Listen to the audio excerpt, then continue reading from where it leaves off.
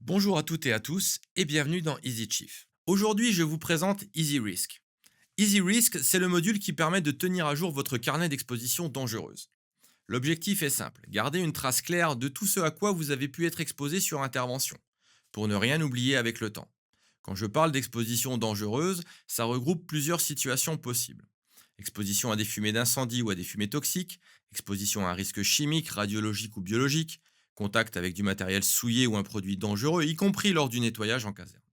Et aussi des expositions de type psychologique si un événement vous a marqué.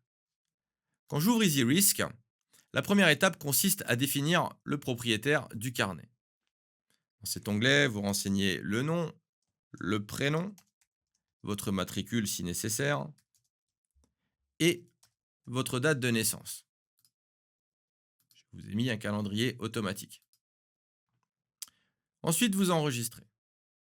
D'associer clairement le carnet à la bonne personne.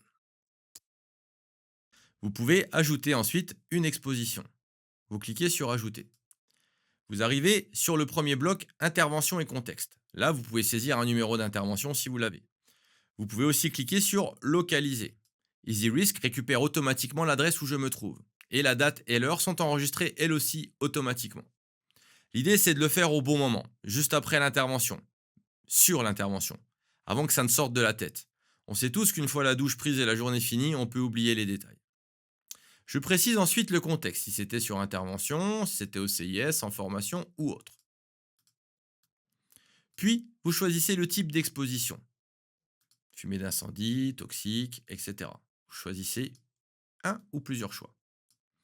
Enfin, vous allez renseigner la durée d'exposition. Et si c'était une exposition directe ou indirecte. Par exemple, si j'étais conducteur et que des fumées sont venues sur l'engin, je peux noter une exposition indirecte de quelques minutes. A l'inverse, un binôme d'attaque peut noter une exposition directe plus longue. Je complète ensuite la partie EPI. Est-ce que je portais mes EPI? Lesquels? Dans quel état ils étaient à la fin de l'intervention? Conformes, souillés, dégradés, etc. Je peux aussi définir les actions qui ont été réalisées sur place. Les actions à chaud. Est-ce que vous avez fait un brossage humide, un brossage à sec? Vous avez nettoyé le matériel? Est-ce que vous avez fait quelque chose de particulier sur vos EPI? Je renseigne également si j'ai eu des symptômes immédiats, par exemple une toux, une irritation des yeux, de la peau, etc. Est-ce que j'ai fait un signalement à mon chef d'agrès, à mon chef de garde, au 3SM, etc. Si l'exposition est d'ordre psychologique, vous pouvez préciser et ensuite définir la nature de l'événement. Si ce n'était pas dans la liste, vous pouvez choisir autre et rentrer la précision. Vous pouvez aussi ajuster votre ressenti avec le curseur. Est-ce que ça m'a marqué fortement, moyennement ou faiblement? Enfin, un dernier petit bloc me permet d'ajouter une note courte ou un tag pour garder un détail important en mémoire. Une fois tout ça complété, vous pouvez cliquer sur Enregistrer. L'exposition est donc maintenant ajoutée à votre carnet. Dans la liste principale, EasyRisk me présente chaque exposition sous forme de fiche.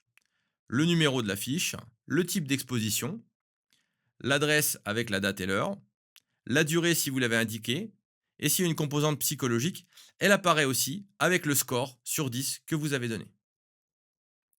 En haut, j'ai un outil de recherche. Si je veux retrouver une exposition précise, je tape un mot-clé, le type, l'adresse, la caractéristique. EasyRisk va vous la filtrer comme pour tous les outils recherche de l'application. Et surtout, vous avez deux icônes d'export et d'importation. Quand je clique sur Exporter, vous pouvez choisir soit d'exporter toutes les données de votre fiche, soit uniquement certaines parties. Par exemple, vous pouvez sortir que la partie durée, type d'exposition et l'intervention, le contexte, et la partie psy, par exemple, ou vous retirez. Voilà. Et ensuite, vous choisissez le format PDF, CSV ou JSON. Le JSON est aussi le format utilisé pour réimporter des expositions si vous les avez sauvegardées auparavant.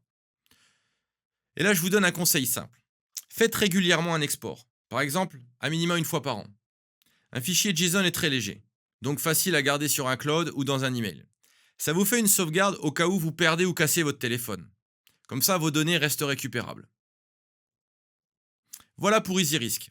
Un carnet personnel, simple à remplir sur le moment, est fait pour garder une trace fiable de toutes vos expositions dangereuses, qu'elles soient physiques, chimiques ou psychologiques.